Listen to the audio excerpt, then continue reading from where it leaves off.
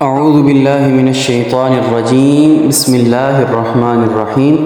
محترم سامعین و سامعات، ناظرین و ناظرات، السلام علیکم ورحمۃ اللہ وبرکاتہ۔ دنیا کی تاریخ میں ایسی شخصیات بہت ہی کم ہوئی ہیں کہ جن کی ذات میں اس قدر صلاحیتیں اور خوبیاں ایک ساتھ ہوں کہ ایک طرف اپنی فروحات اور نظام حکومت میں مساوات، عدل و انصاف اور مذہبی رواداری ہو، اور دوسری طرف روحانیت، زہد، تقوی اور بصیرت بھی اپنے پورے کمال پر نظر آئے۔ اور تاریخ عالم میں آج تک اس حوالے سے جناب عمر فاروق رضی اللہ تعالیٰ عنہ کا کوئی بھی مد مقابل نظر نہیں آتا۔ اگر بات عدل و انصاف کی ہو تو اپنے عملی کردار کی وجہ سے منفرد اور ممتاز نظر آتے ہیں۔ اپنے پرائے، کمزور، طاقتور کسی میں بھی ذرا بھی فرق نہیں کرتے، یہاں تک کہ اپنے متعین کردہ گورنر اور اپنے بیٹے کے لیے بھی انصاف کا اسی طرح مظاہرہ کرتے جس طرح کسی عام آدمی پر عدل و انصاف کا اطلاق فرماتے تھے۔ اور انہی صفات کی وجہ سے آپ رضی اللہ تعالیٰ عنہ کی فتوحات جو ہیں وہ زیادہ سے زیادہ ہوئی۔ اس بات میں تو کوئی شک نہیں ہے کہ جناب عمر فاروق رضی اللہ تعالیٰ عنہ نے جو اسلام قبول کیا تھا، یہ نبی پاک صلی اللہ علیہ وسلم کی مبارک دعا کا نتیجہ تھا۔ لیکن اس بات سے بھی منہ نہیں موڑا جا سکتا کہ اللہ تبارک و تعالیٰ نے آپ رضی اللہ تعالیٰ عنہ کی ذات پاک میں بے شمار صلاحیتیں، سیاسی و انتظامی بصیرت اور عدالت و صداقت رکھی ہوئی تھی۔ اسی بنا پر نبی پاک صلی اللہ علیہ وسلم نے فرمایا تھا کہ عمر کی زبان پر اور قلب کو اللہ تبارک و تعالیٰ نے صداقت کا مصدر بنا دیا۔ یہی وجہ ہے کہ اللہ تبارک و تعالیٰ نے جناب عمر فاروق رضی اللہ تعالیٰ عنہ کے وجود مشروع سے اسلام کی شان و عظمت کو کیسر و کسریٰ کے ایوانوں تک پہنچا دیا تھا۔ زمانہ جاہلیت کا ایسا وقت کہ جب عمومی طور پر پڑھنے لکھنے کی طرف توجہ نہیں دی جاتی تھی، اس زمانے میں بھی بعثت نبی صلی اللہ علیہ وسلم کے وقت جب مکہ میں صرف 17 لوگ تھے پڑے ہوئے، ان 17 میں سے ایک جناب عمر فاروق رضی اللہ تعالیٰ عنہ بھی تھے۔ جناب عمر فاروق رضی اللہ تعالیٰ عنہ کو نہ صرف نبی پاک صلی اللہ علیہ وسلم کا قرب حاصل تھا، بلکہ نبی پاک صلی اللہ علیہ وسلم تمام معاملات میں آپ سے مشاورت بھی کیا کرتے تھے، چاہے وہ غزوات کے حوالے سے ہوں یا حکومتی معاملات ہوں۔ تمام کاموں میں آپ سے مشورہ کیا جاتا تھا، اور بعض اوقات نبی پاک صلی اللہ علیہ وسلم کہ جو صحابہ ہیں وہ جناب عمر فاروق رضی اللہ تعالیٰ عنہ کی رائے سے اختلاف کرتے، لیکن اللہ تبارک و تعالیٰ کی طرف سے آپ کی رائے کی تائید ہو جاتی۔ جناب عمر فاروق رضی اللہ تعالیٰ عنہ آپ کے زمانہ مبارک میں اسلامی سلطنت کی جو سرحدیں ہیں وہ بڑی دور تک پھیل گئی تھیں۔ آپ رضی اللہ تعالیٰ عنہ کے دور خلافت میں 1056 شہر اور دیہات فتح ہوئے تھے۔ روم اور ایران جیسی سلطنتیں بھی آپ کے زمانہ مبارک میں ہی خاک ہوئی تھیں۔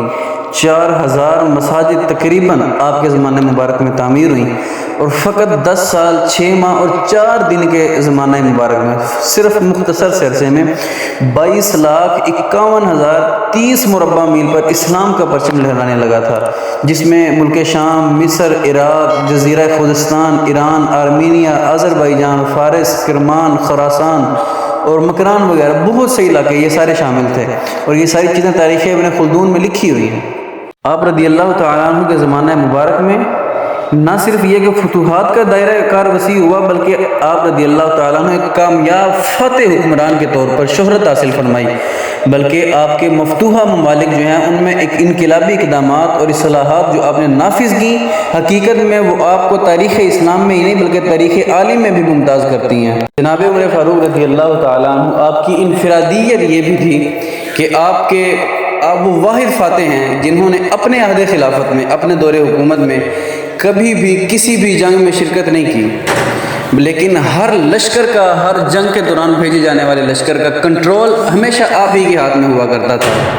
آپ رضی اللہ تعالیٰ عنہ مدینہ پاک میں بیٹھ کر لشکر کی کمان کرتے تھے اور ہدایات جاری کیا کرتے تھے۔ امام طبری علیہ الرحمہ نے لکھا ہے کہ آپ رضی اللہ تعالیٰ عنہ تاریخ عالم کے منفرد سپہ سالار تھے کہ جنہوں نے اپنی فراست اور حسن تدبر سے اسلامی لشکر کی بغیر شرکت کمان کی اور بڑی بڑی سلطنتوں کو روند ڈالا، کیونکہ آپ کی ذات میں سیاسی اور انتظامی بصیرت اور مومنانہ فراست کا بڑا ہی عمل دخل تھا۔ امیر المؤمنین جناب عمر فاروق رضی اللہ تعالیٰ عنہ آپ کی فتوحات محض مادی وسائل، افرادی قوت یا آلات جنگ کی کثرت پر نہ ہوتی تھی، بلکہ ان میں آپ کا صاحب بصیرت، روحانی تصرف کا ہونا بہت ہی زیادہ کار فرما تھا۔ حتیٰ کہ آپ مدینہ پاک میں بیٹھے بیٹھے میدان جنگ کو دیکھ رہے ہوتے اور بعض اوقات تو ہزاروں میل دور موجود لشکر کو ہدایت بھی جاری فرماتے منبر رسول پر کھڑے ہو کر. جیسا کہ بڑا ہی مشہور واقعہ حضرت ساریہ رضی اللہ تعالی عنہ کا کہ آپ ایک جنگ مبارک میں تھی تو جناب عمر فاروق رضی اللہ تعالیٰ عنہ مسجد نبوی میں خطبہ ارشاد فرما رہے تھے. تو آپ نے خطبے کے دوران 3 مرتبہ فرمایا یا ساریۃ الجبل، یا ساریۃ الجبل، اے ساریہ پہاڑ کے پیچھے ہو جا. صحابہ کرام بڑے پریشان ہوئے کہ جناب عمر فاروق کو کیا ہو گیا. تو حضرت عبد الرحمن بن عوف نے آپ کی خدمت میں حاضر ہو کر عرض بھی کیا کہ صحابہ جہاں وہ اس بات پر آپس میں چہ مغویاں کر رہے ہیں. تو جناب عمر فاروق رضی اللہ تعالیٰ عنہ نے فرمایا کہ میں اللہ کی قسم خطبے کے دوران میں یہ دیکھ کر بے قرار ہو گیا کہ ساریہ اور اس کے دشمن جو ہیں، اس کے جو ساتھی ہیں، وہ دشمن کے گھیرے میں آ گئے تھے جنگ کے دوران. اسی لیے میں نے ساریہ کو متنبہ کیا تھا، میں یہاں سے آواز دے رہا تھا کہ ساریہ پہاڑ کے پیچھے ہو جا، ساریہ پہاڑ کے پیچھے ہو جا. تو جب وہ وفد جو ہے، لشکر جو ہے، وہ واپس آیا مدینہ پاک میں، تو پھر حضرت ساریہ نے خود بتایا کہ ہم ایک وقت ایسا آیا ہم پر کہ ہمیں دشمن نے گھیر لیا تھا. تو اچانک مجھے آواز آئی جناب عمر فاروق رضی اللہ تعالیٰ عنہ کی آواز آ رہی تھی یا ساریۃ الجبل، یا ساریۃ الجبل، اے ساریہ پہاڑ کے پیچھے ہو جا، اے ساریہ پہاڑ کے پیچھے ہو جا. تو پھر آپ فرماتی ہیں کہ ہم پہاڑ کے پیچھے ہوئے اور ہم نے دشمن پر حملہ کیا اور حتیٰ کہ اللہ تبارک و تعالیٰ نے ہمیں فتح نصیب فرمائی. اس قدر مومنانہ بصیرت، اس قدر فہم و فراست جناب عمر فاروق رضی اللہ تعالیٰ عنہ. یہ وہ صحابہ تھے جو نبی پاک صلی اللہ علیہ وسلم کے تربیت یافتہ تھے، نبی پاک صلی اللہ علیہ وسلم نے جن کی تربیت فرمائی تھی. اللہ تبارک و تعالیٰ ان بزرگوں کی شانوں کو ہمیں سمجھنے کی اور آگے بیان کرنے کی اور دل و جان سے تسلیم کرنے کی توفیق عطا فرمائے. یہ وہ صحابہ جن کو اللہ تبارک و تعالیٰ نے عزتیں اور عظمتیں نوازی ہیں، کسی کے بھونکنے سے ان کی شانوں میں کوئی فرق نہیں پڑے گا. تو اللہ تبارک و تعالیٰ سمجھنے کی، عمل کرنے کی توفیق عطا فرمائے. وآخر دعوایا ان الحمدللہ رب العالمین. ہمارے اس چینل کو سبسکرائب بھی کریں، اس کے ساتھ ساتھ بیل آئیکن کو ضرور دبائیں تاکہ ہر آنے والی ویڈیو کا نوٹیفیکیشن آپ کو تک پہنچ سکے. اس کے علاوہ ویڈیو کو لائک بھی کریں اور کمنٹ بھی کریں اس پر.